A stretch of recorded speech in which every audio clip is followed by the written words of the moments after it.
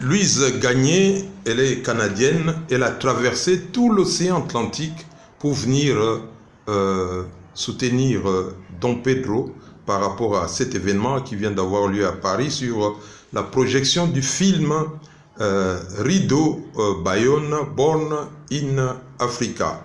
Bon, nous sommes là, Dom Pedro est à ses côtés avec son épouse Louise. Pourquoi ce voyage exceptionnel avec votre cœur en or massif, l'or qui vient probablement de l'Angola, du Congo ou de l'Algérie ou du Québec ou du Canada? En fait, tout simplement parce que Dom Pedro, c'est un artiste qui produit de très beaux films et qui a plein de projets, dont celui de rendre accessible celui qui était resté un peu à l'écart pendant un certain temps. Donc, j'ai trouvé que c'était un beau défi, qu'il fallait trouver les moyens de le rendre disponible, ce film. Alors, c'est comme ça que j'ai décidé de venir, tout simplement. C'est pas si compliqué, hein? C'est prendre l'avion de Montréal pour venir à Paris, c'est un peu comme prendre le TGV et aller à Bruxelles quand on est à Paris. Voilà, une réponse qui vient du profondeur d'un cœur, de votre cœur. Nous sommes vraiment très émus en tant que journalistes. Mais comment avez-vous rencontré Dom Pedro? J'ai d'abord vu son film. Il est venu au Festival de Vue d'Afrique à Montréal, il y a déjà 3 ans maintenant. Et j'ai aussi eu l'occasion de conduire Dom Pedro à des représentations des films, de ce même film à l'extérieur de Montréal. Donc on s'est plus connus donc, en faisant la route ensemble.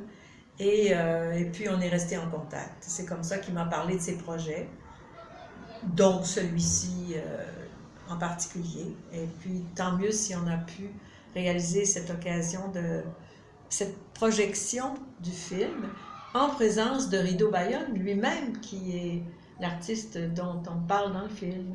Alors c'était en même temps une occasion c'était un anniversaire pour lui.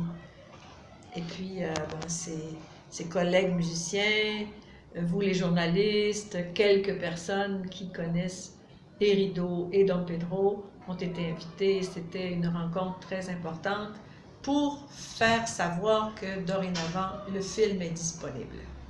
Bon, vous avez parlé de nous les journalistes. Je voudrais quand même savoir si vous avez une certaine idée d'un passage médiatique de Dom Pedro au Québec chez vous. C'est-à-dire que quand il était présent, il a eu des entrevues. Oui, il a eu l'occasion de parler devant les médias, mais il a surtout eu l'occasion de parler en salle après la projection du film, échanger avec son public. Ça, c'est très important pour un cinéaste. Maintenant, je sais qu'il a des entrevues ici, en Europe et un peu partout dans le monde. Son film étant diffusé, je parle du film Tango Negro, hein? Pas celui de Rideau encore, celui de Rideau devrait suivre. Mais à chaque fois qu'un de ses films est projeté, il y a des médias qui s'intéressent à rencontrer le cinéaste. Et ça, c'est très important parce que le film porte un message et il est bon que le message soit discuté, soit projeté, soit annoncé, soit... alors c'est comme ça que le cinéaste fait son travail. Et l'événement s'est très bien passé. Le magazine Gambo Nangambo et les autres médias, TV5, Afrique.com, Amina, pour ne pas... je vais m'arrêter là parce que la liste peut m'échapper. Quel souvenir ramenez-vous au Québec par rapport à cette projection événementielle? En fait, ce qui est intéressant, c'est d'abord qu'on a réussi, je crois, à créer une ambiance, un cadre qui permettait et au cinéaste de parler à son public Et cette fois-ci en particulier, est-ce que la personne vedette du film puisse aussi exprimer ses commentaires et entendre aussi les commentaires du public. Ça s'est bien fait là-dessus. Puis bon, ben, c'est comme c'était un anniversaire, on avait un gâteau, donc on a partagé dans ce moment de rencontre un peu prolongé certains commentaires avec les participants. Et ça aussi, c'est très chic, c'est très important. Ça reste en mémoire de chacun de nous qui étions là. Alors moi, je repars avec tout ça. Bon, Don Pedro, je sais que toi et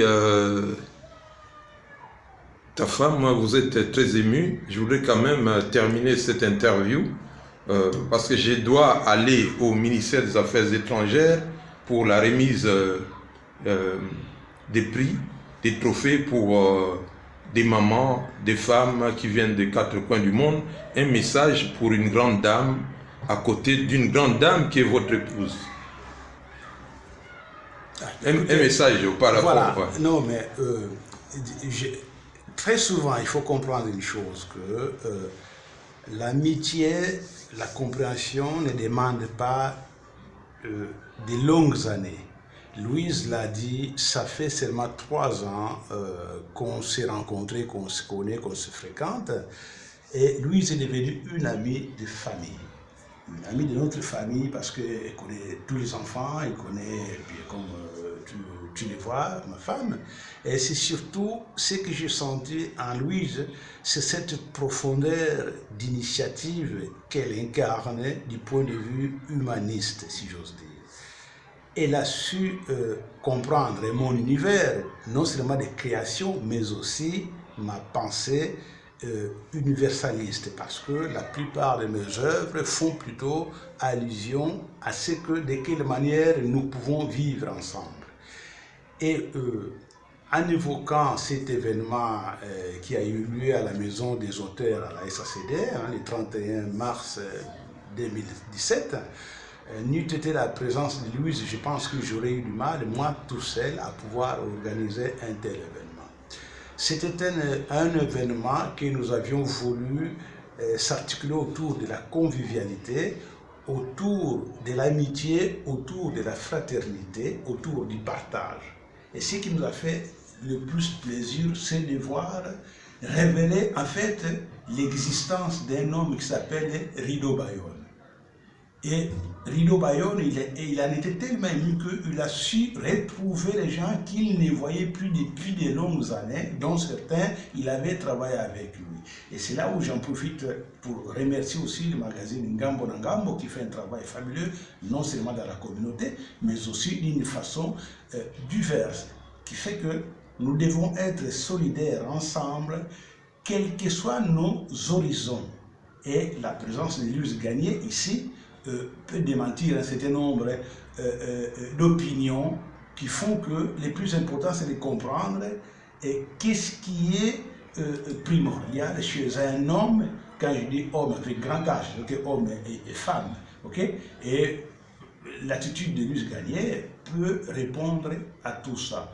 Et quand tu évoques la présence de ma femme, mais en fait, j'ai ici ma femme et une amie, mais j'ai 2 amis, parce que comme tu le sais, Lilo, c'est pas toi que je veux le présenter, tu connais mon épouse, qui partage un certain nombre de choses avec moi, et aussi son soutien permanent.